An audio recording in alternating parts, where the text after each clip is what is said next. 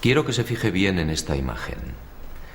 Guárdela en la memoria porque volveremos sobre ella. Se trata, en efecto, de un carro al galope encontrado en la zona de Tamashgert, al sur de Argelia. Una pintura como otras que iremos viendo, que guarda una estrecha relación con la historia que quiero contarle. Otra historia oficialmente imposible, que no será del agrado de los arqueólogos ortodoxos.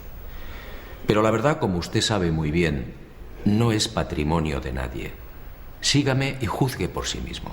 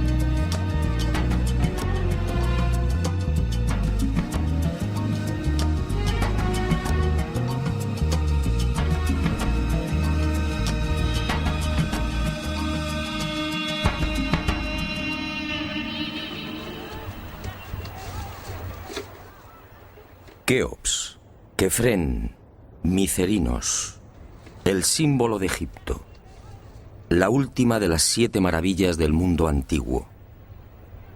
Y sobresaliendo como una reina Keops, la gran pirámide.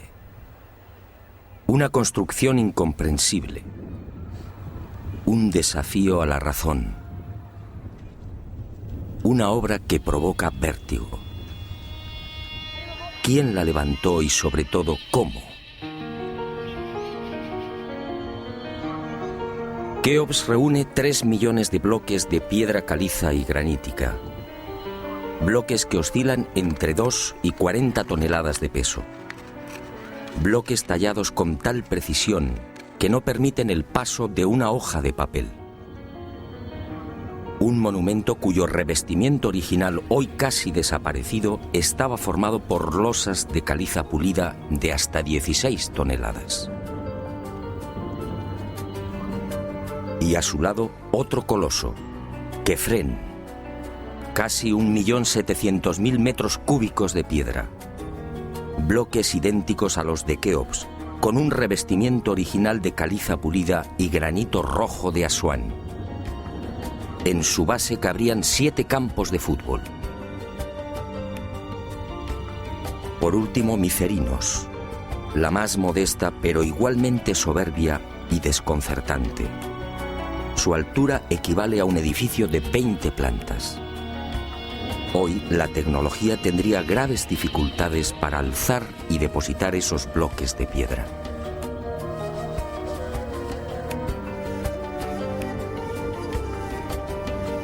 A la vista de estas mareantes cifras, el mundo se pregunta, ¿cómo lo hicieron? Para la arqueología oficial no hay duda. Las pirámides de Giza fueron obra de los faraones y se levantaron hace 4.600 años. Los bloques fueron trasladados desde las vecinas canteras de Tura y Mojatán, a escasos kilómetros del Cairo, y encajados en los respectivos monumentos mediante el uso de gigantescas rampas. Rampas, dice la arqueología, por las que miles de obreros empujaban los bloques con el auxilio de rodillos de madera.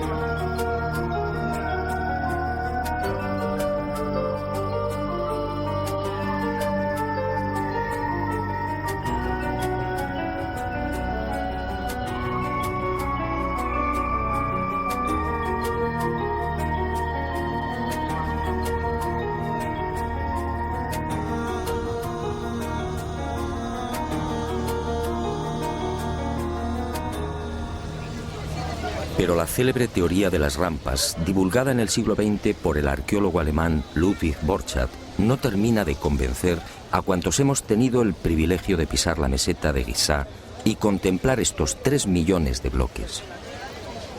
Y son 2 las razones que ponen en entredicho la versión oficial.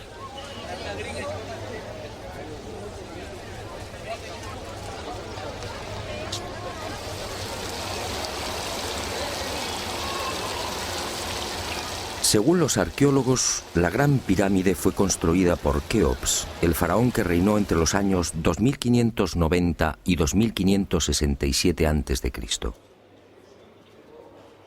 Basta un sencillo cálculo para comprobar que en esos 23 años de reinado, los trabajadores tuvieron que mover y elevar hasta las correspondientes hiladas un total de 357 bloques por día. 357 moles de piedra con pesos que oscilan entre 2.000 y 40.000 kilos. 357 gigantescos sillares en 12 horas. Es decir, un bloque cada 2 minutos. Por mucha mano de obra que pudiera reunir Keops, la empresa en cuestión resulta más que dudosa. Y no solo por el arduo problema de organización, sino sobre todo por las evidentes dificultades técnicas a la hora de izar y encajar estos monstruos de caliza, granito y mármol. Los arqueólogos más conservadores se defienden escudándose en lo escrito por Heródoto en el siglo V a.C. Según el padre de la historia, los bloques eran levantados de grada en grada con el concurso de una serie de máquinas formadas por maderos cortos. Esto, al parecer, fue lo que le contaron los sacerdotes durante su visita a Egipto. Pero la narración del escritor griego no constituye un punto de partida sólido y fiable. En el 450 a.C., cuando Heródoto recorre el Nilo, habían transcurrido 2000 años desde la supuesta construcción de la Gran Pirámide por Keops.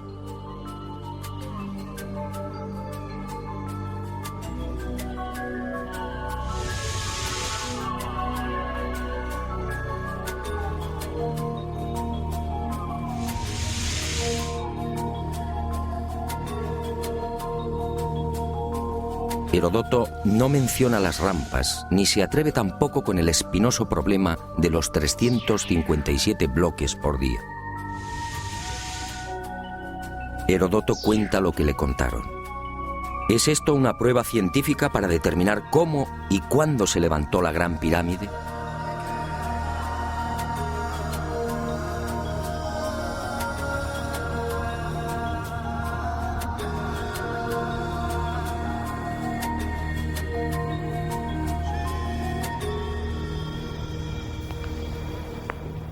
Pero existe una segunda razón de mayor calado que hace dudar de lo establecido por la arqueología. Hace 4.600 años, cuando los arqueólogos fijan la construcción de la Gran Pirámide, el Valle del Nilo justamente despertaba al periodo neolítico.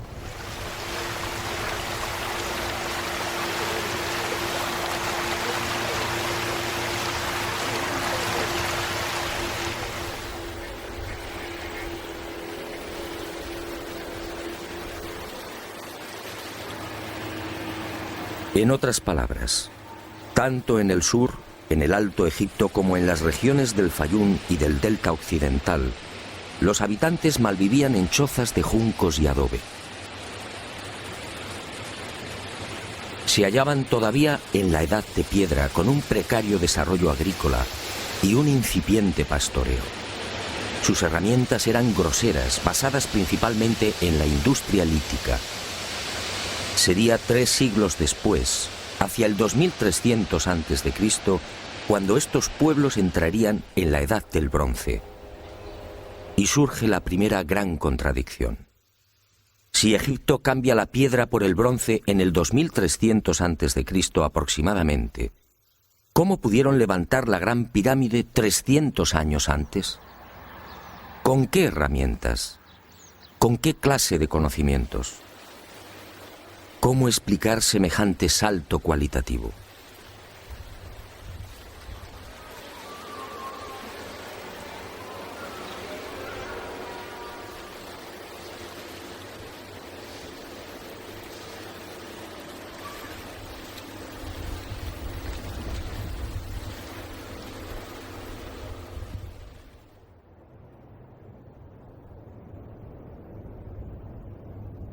Nadie en su sano juicio y con un mínimo de información puede aceptar que esta maravilla arquitectónica fuera obra de unas gentes primitivas que ni siquiera conocían la escritura.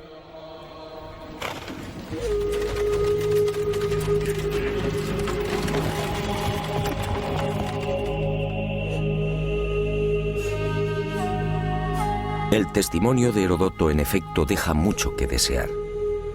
Hoy cualquier arquitecto o ingeniero comprende de inmediato las graves dificultades técnicas que debieron superar los constructores de la Gran Pirámide.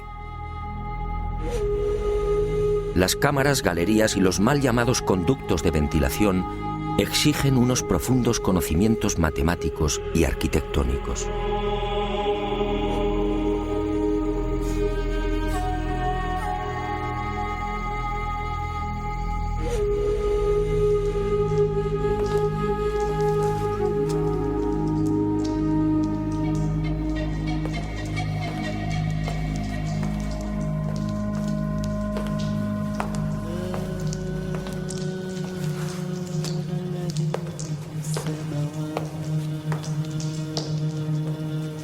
Basta echar un vistazo a las toscas herramientas con las que, según los arqueólogos, se construyeron las pirámides para comprender que algo falla en esta historia. Unas herramientas, además, que no existían hace 4600 años. Es que estos mazos, niveles, bolas de dolerita, escuadras, trineos de madera y regletas sirvieron para establecer las asombrosas proporciones de la Gran Pirámide. ¿Cómo explicar, por ejemplo, que la desviación de la orientación norte-sur de sus caras no supere los 3 minutos 20 segundos hacia el oeste? ¿Cómo explicar la increíble perfección de la angulación de los bloques de revestimiento? Hoy solo podríamos alcanzarla con instrumentos ópticos. ¿Cómo entender que hace 4600 años aquellos pueblos neolíticos dispusieran ya de una medida tan perfecta como el codo? Como es sabido, solo en la era espacial se ha podido comprobar que el metro estaba mal medido. Su longitud en realidad es algo más de lo que siempre habíamos creído. El metro exacto tiene una longitud de 1.047. Pues bien, 2 codos egipcios equivalían exactamente a 1.047. El metro de la era espacial. ¿Cómo lo lograron? Pero las dudas y contradicciones no terminan ahí.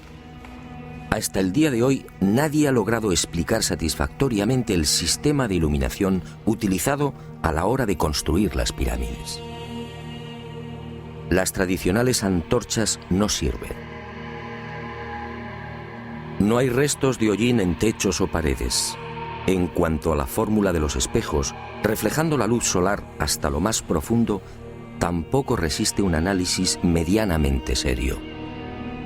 El movimiento del Sol obligaría a los constructores a una penosa labor de permanente rectificación.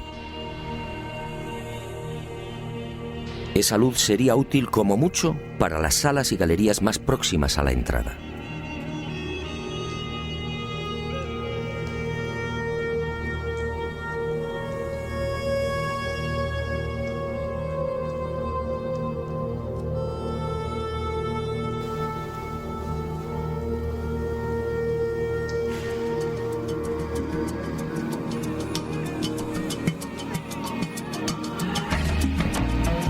Las explicaciones de los arqueólogos tampoco convencen cuando alguien pregunta por el método utilizado para cortar los enormes bloques de granito.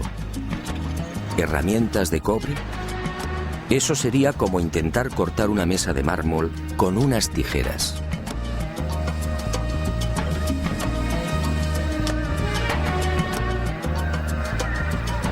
Y otro tanto sucede con el asombroso y enigmático pulido de los vasos de diorita y granito. ¿Qué clase de taladro utilizaban para que la cara interior ofrezca el mismo pulido que la exterior? ¿Cómo lo lograban si por las bocas de estos panzudos vasos no cabe siquiera la mano de un niño? Y otro detalle estremecedor. Al examinar el pulido de estos vasos y platos, los expertos han comprobado que a cada vuelta la presión ejercida era 500 veces mayor que la obtenida en la actualidad con los poderosos taladros de punta de diamante artificial. Y de nuevo la gran interrogante. Si muchos de estos vasos han sido fechados en el 2600 a.C., ¿quién los fabricó? ¿El hombre de la Edad de Piedra? Evidentemente no.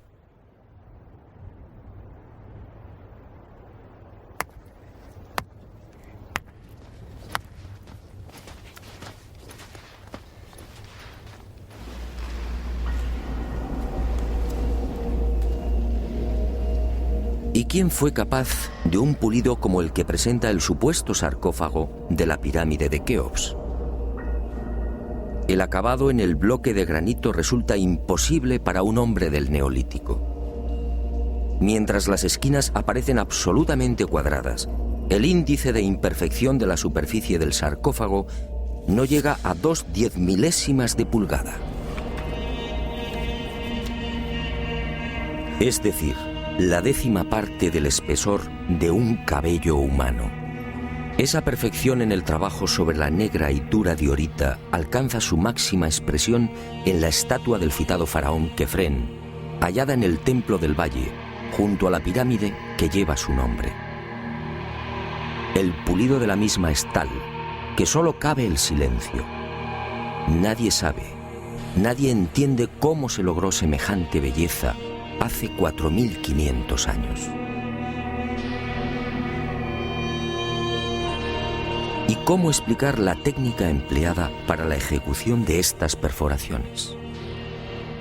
Son perfectamente visibles en muchos lugares del Egipto faraónico. Aquí, en la entrada real de la pirámide de Keops, tenemos una muestra. Para la arqueología no hay misterio. Estos orificios, dicen, se conseguían mediante la introducción en la piedra de un cilindro hueco que al girar cortaba el granito. Pero al examinar la espiral grabada en el interior, algo no concuerda con la versión oficial. La distancia entre línea y línea es de 2,5 milímetros.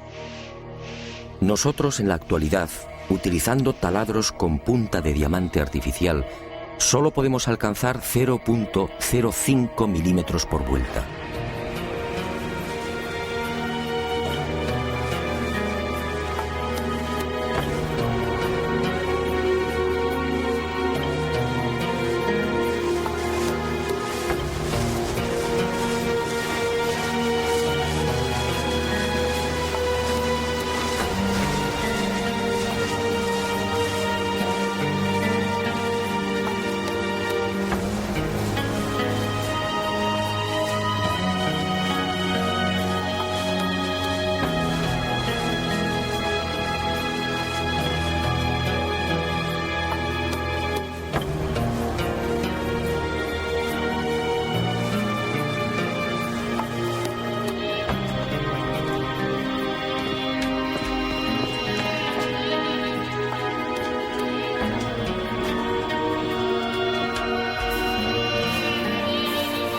cómo desarrollaban aquellos primitivos egipcios semejante presión y fuerza con un simple cilindro hueco.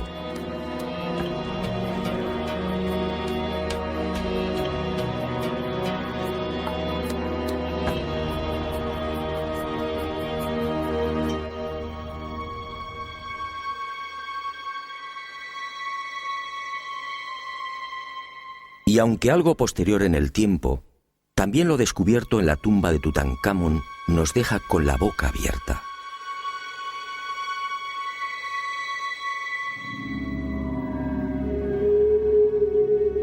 Cuchillos inoxidables,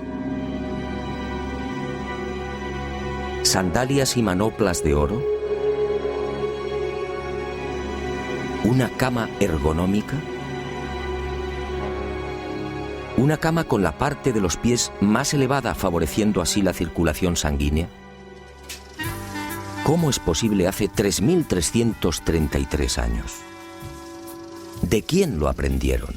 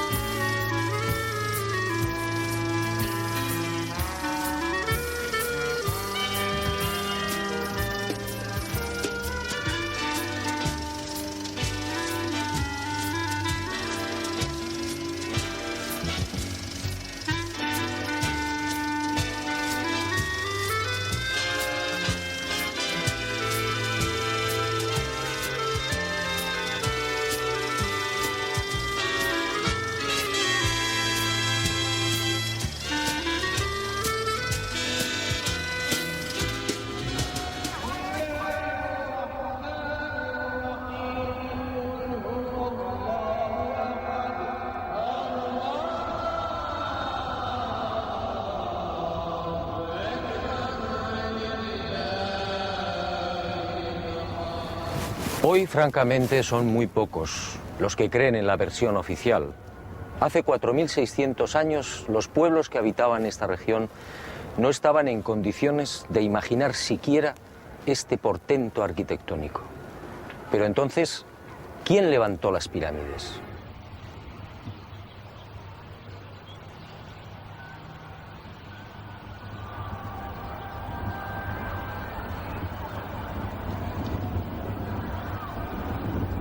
Una primera pista aparece en esta estela de piedra.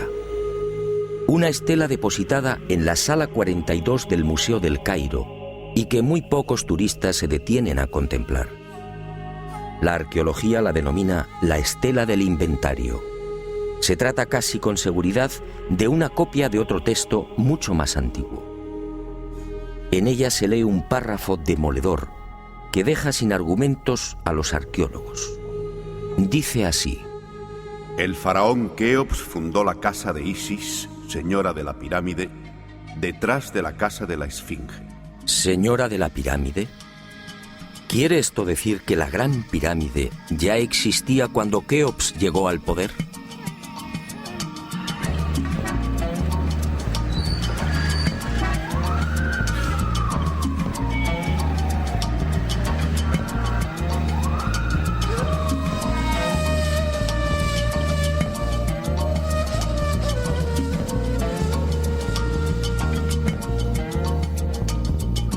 La segunda pista, mucho más espectacular, se encuentra a casi 3.000 kilómetros del Cairo. Y hacia allí nos dirigimos.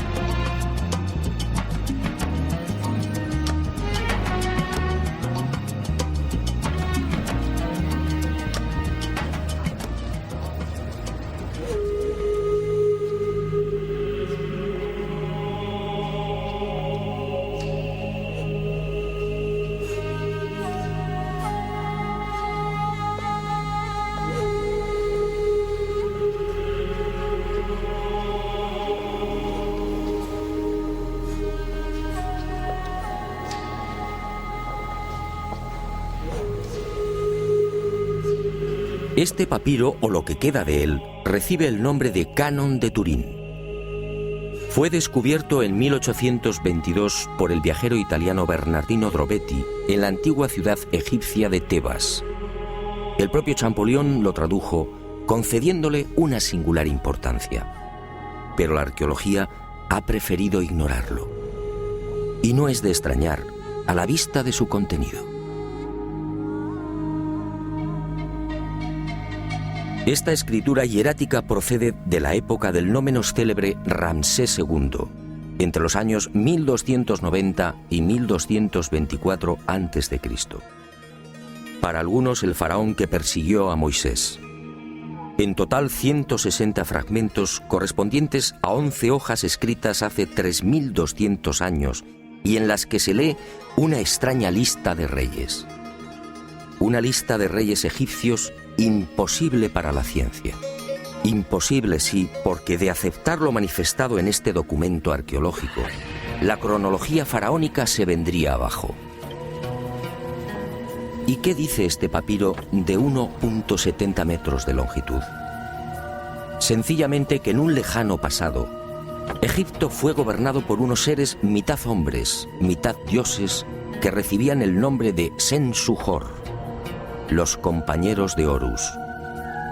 La lista de estos misteriosos reyes sitúa el primer gobierno en el Valle del Nilo, no durante el faraón Menes hace 5000 años, como afirma la arqueología, sino mucho más atrás en el tiempo, concretamente hace 11.000 años. Esta desconcertante y revolucionaria lista de reyes aparece ratificada en buena medida por otra historia igualmente despreciada por los arqueólogos. Me refiero a lo escrito por Manetón en el 240 a.C. Este sumo sacerdote recibió el encargo del faraón Ptolomeo II Filadelfo de escribir la historia de Egipto desde sus comienzos. Manetón tuvo acceso a la documentación depositada en el templo de On, en Heliópolis, y cumplió el trabajo.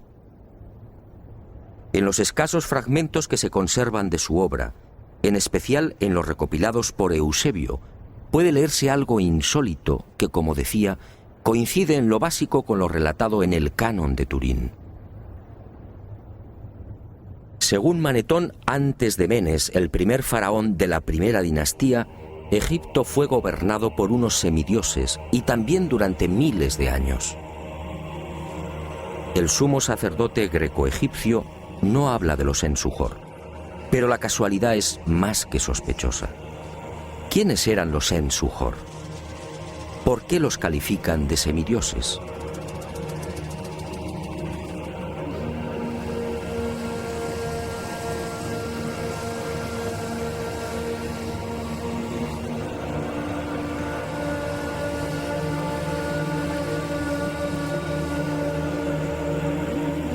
Para los arqueólogos más conservadores, los Sen-Suhor y la información suministrada por Manetón son pura fantasía. Y aparentemente tienen razón. Si Egipto fue gobernado hace 11.000 años, ¿dónde están las pruebas y los vestigios arqueológicos que deberían delatar a esas culturas? ¿O están ahí? ¿No será que la arqueología no los quiere ver?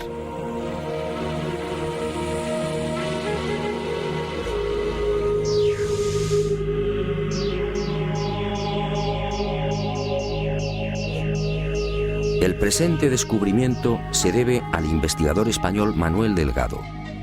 Él fue el primero en percatarse de lo que guarda el nuevo Museo Nubio. Todo un hallazgo que ofrecemos en primicia y que una vez más nos hace dudar de la cronología oficial. Este huevo de avestruz fue descubierto en la tumba 96 del cementerio 102 en Nubia por el arqueólogo inglés Cecil Malaby Firth. El hallazgo tuvo lugar en 1907, pero dada su naturaleza, fue silenciado. Alguien dibujó sobre él y lo depositó junto al cadáver. Evidentemente se trataba de un objeto muy querido por el difunto. En una de las superficies pueden apreciarse los dibujos de un avestruz y algunas plantas. En la opuesta, oh sorpresa, otra escena imposible: el curso del río Nilo y las siluetas de unas construcciones muy familiares: las 3 pirámides de la meseta de Giza. El hallazgo de este huevo de avestruz no tendría mayor importancia, de no ser por un pequeño gran detalle. Según los investigadores, los restos humanos de la citada tumba 96 se remontan a la cultura Nagada I, es decir, alrededor de 7.000 años. 7.000 años. Algo en efecto no cuadra. Si la arqueología afirma que las pirámides de Giza fueron levantadas hace 4.600 años, ¿cómo es que aparecen dibujadas en una sepultura de hace 7.000? Pero las pruebas que apuntan a un pasado mucho más remoto de lo que pretende la egiptología no terminan ahí. En 1991 volvió a encenderse la polémica. Esta vez el protagonista fue Abu el-Hol, el padre del terror, nombre dado por los naturales de la región a la mítica esfinge.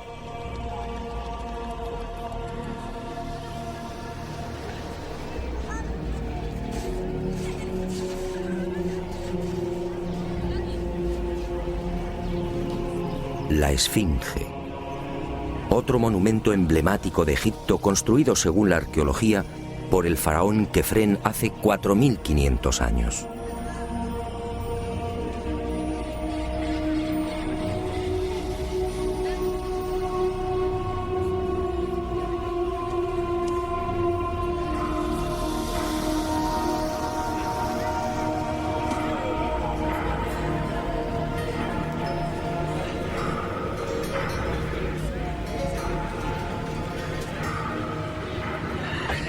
Lo que hoy podemos contemplar tiene escasa relación con la estampa original.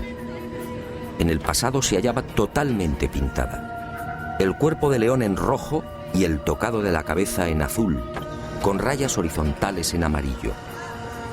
Portaba una barba postiza y por delante de esa barba aparecía una estatua a tamaño natural. Durante la invasión de los mamelucos, la esfinge fue cañoneada y la nariz destrozada. ¿4.500 años? ¿Por qué la arqueología sitúa la construcción de la esfinge en esa época? En primer lugar, por el parecido del rostro con algunas de las estatuas de Kefren. Y además por el hecho de hallarse muy próxima al templo funerario de dicho faraón. Aunque parezca increíble, eso es todo.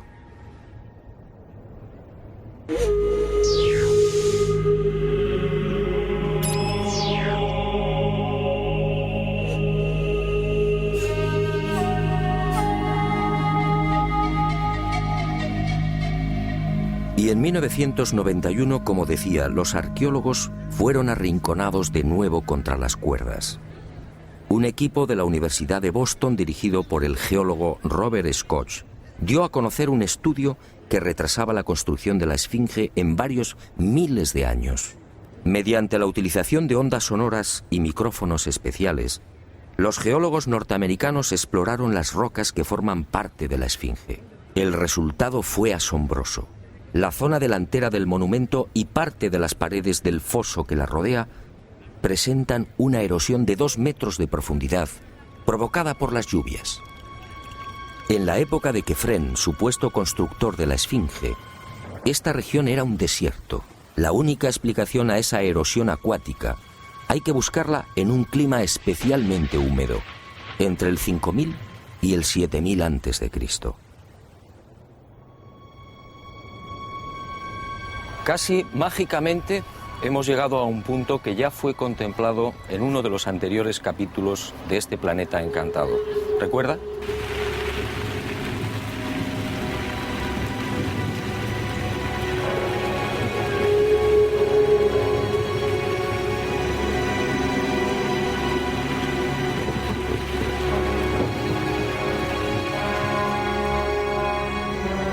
Al hablar del Gran Jardín, pudimos comprobar cómo todo el norte de África, hace unos 12.000 años aproximadamente, se vio sometido a un dramático cambio climático.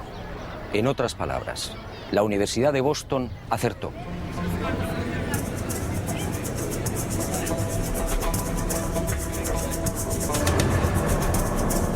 Fue a partir de esa época, hace ahora unos 8000 años, cuando los monzones perdieron fuerza y el Sáhara entró en un lento pero progresivo proceso de desertización. Y fue justamente hace 4500 años, cuando la arqueología fija el momento de la construcción de la Esfinge, cuando estas tierras fueron definitivamente abandonadas por las lluvias. Kefren, por tanto, no pudo levantar la Esfinge. Como mucho, quizá la restauró. El padre del terror estaba aquí desde mucho antes. La huella de las torrenciales lluvias registradas en el llamado Gran Húmedo Holocénico es incuestionable. Y algo similar vino a suceder con el investigador Robert Bauval. 20 años antes, este ingeniero egipcio se atrevió a difundir una hipótesis que conmocionó a los seguidores y amantes del Egipto faraónico. Para Bauval, las pirámides de Giza no son construcciones aisladas. Las tres forman parte de un plan unificado minuciosamente diseñado. Y para irritación de los arqueólogos más conservadores, formuló una teoría que volvía a poner en tela de juicio la ya desacreditada cronología oficial. La tesis de Bauval es conocida como la correlación de Orión, es decir, el asombroso parecido en la disposición de Keos, Kefren y Micerinos respecto a las tres estrellas que forman el cinturón de Orión.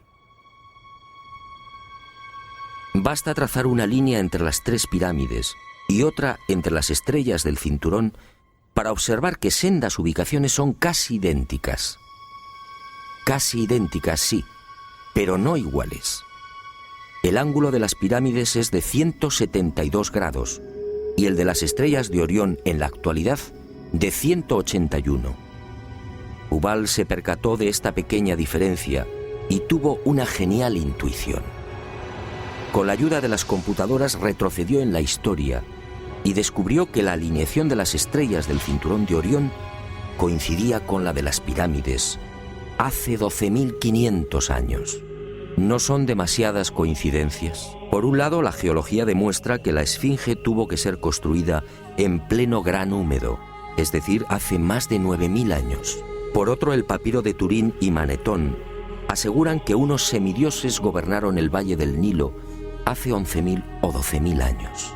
Quizá más. También el huevo de avestruz hallado en la tumba 96 en Nubia nos dice que las pirámides existían ya hace 7.000 años y la tesis de Bauval pone punto final, insistiendo de nuevo en esa misteriosa fecha. 12.500 años.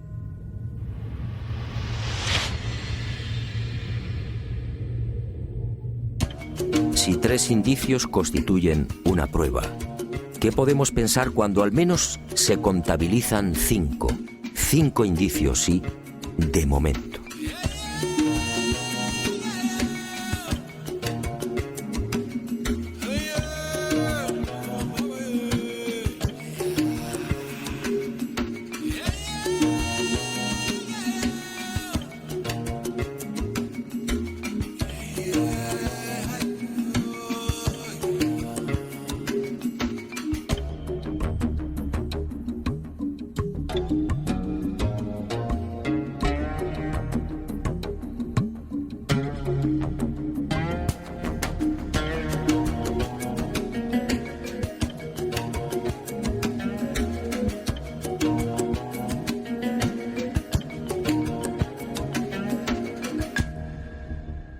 No, las pruebas que contradicen la versión de la arqueología oficial no han concluido.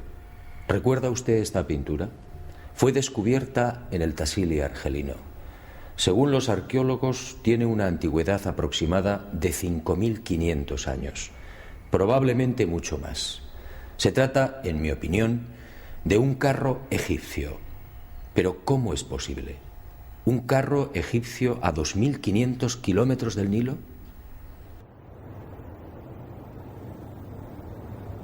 ¿Un carro egipcio antes de que existiera Egipto?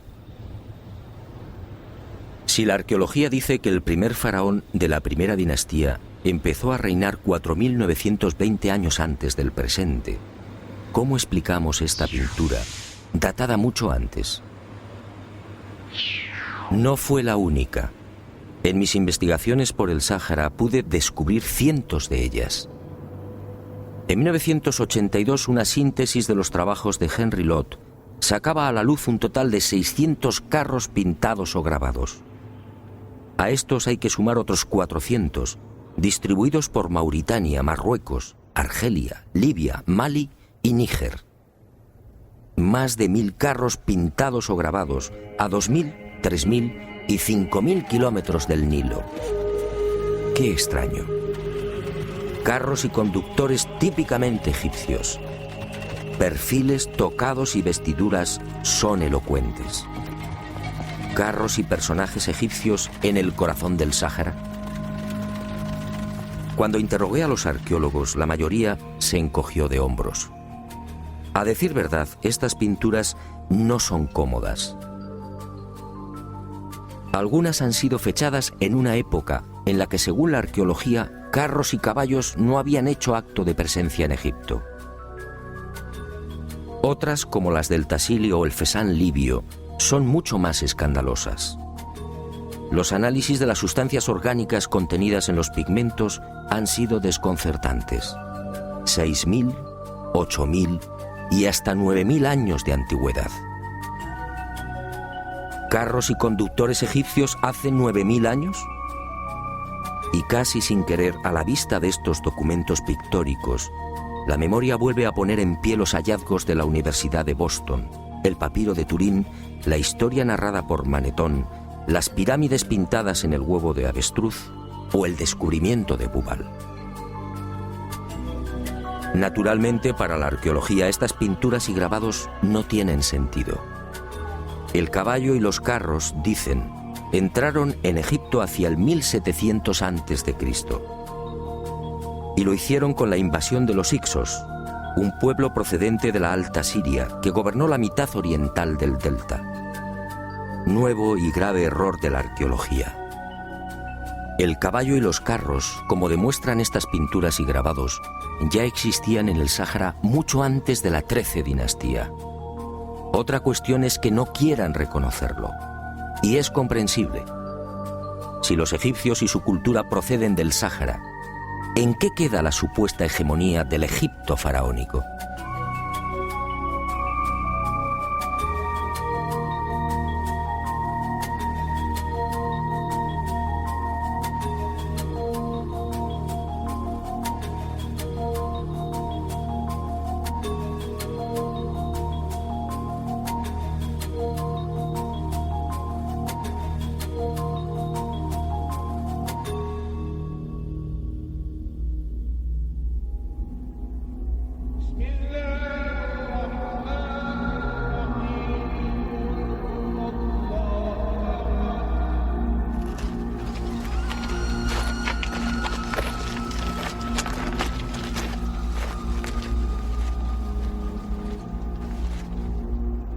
Pero las imposibles pinturas egipcias en el Sáhara, a 2500 kilómetros del Nilo, no se limitan a carros al galope. Otras, para desconcierto e irritación de la arqueología, presentan escenas muy diferentes. Ofrendas. Personajes adornados con el ureus, la serpiente sagrada sobre las cabezas. Barcas igualmente egipcias. Vestimentas similares a las que lucen faraones y sacerdotes. Individuos de perfil al más puro estilo egipcio. Pinturas todas ellas muy anteriores al Egipto faraónico.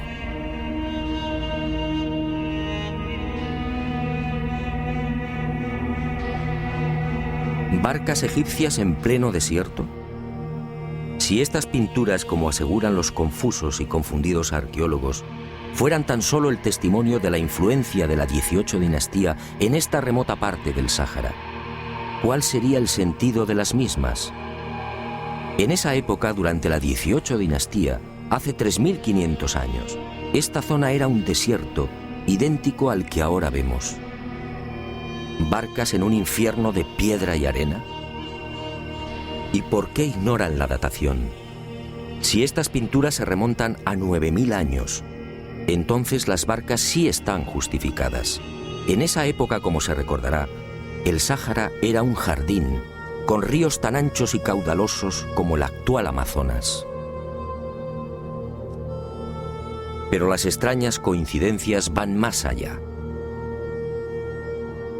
En esta tumba, a lo largo de más de 120 metros, hace 3100 años, Ramsés III mandó pintar lo que se conoce como el Libro de las Puertas, una especie de cartografía del más allá, una síntesis de la religión del inframundo, la religión del río infernal, la religión que partió del Sáhara y que posteriormente, con las migraciones, apareció entre los guanches, los íberos y los etruscos. ¿Casualidad? ¿Y qué decir de los cientos de representaciones de la vaca sagrada Hathor, del buey Apis o del carnero Amón, todos egipcios con el disco solar entre los cuernos? ¿Cómo explicar que estas mismas imágenes podamos encontrarlas en las pinturas y grabados rupestres de Marruecos, Libia o Argelia? Grabados y pinturas, no lo olvidemos, de 9.000, 10.000 y 12.000 años de antigüedad. Es decir, muy anteriores a los bóvidos egipcios. Para el que lo quiera ver, está muy claro. El dios Sol o Amón-Ra de los egipcios, el Achamón de los guanches o el Baal-Jamón de los fenicios tienen un origen común: el profundo y olvidado Sáhara.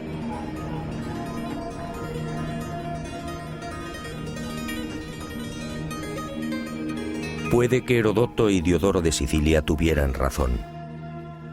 Egipto, el Egipto faraónico, fue obra de los dioses. Ha llegado el momento de ser valiente. Para mí, hace 9.000 o 10.000 años, quizá más, alguien no humano descendió en el gran jardín, en el Sáhara Azul, y puso en marcha una gran cultura.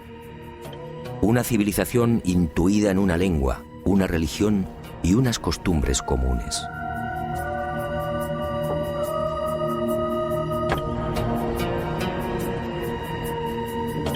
Esos seres, esos dioses de cabezas redondas pintados en Tassili, podían proceder de Orión.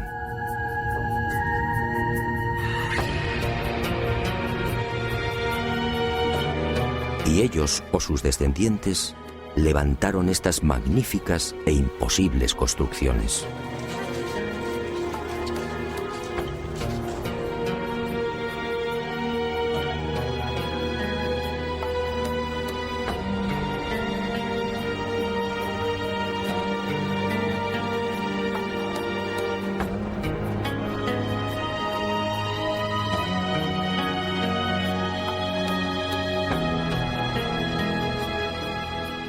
¿Cree usted que se trata de un sueño? Schopenhauer decía que toda verdad, al nacer, es ridiculizada y perseguida. Demos tiempo al tiempo. Algún día el hombre se verá obligado a escribir de nuevo la historia.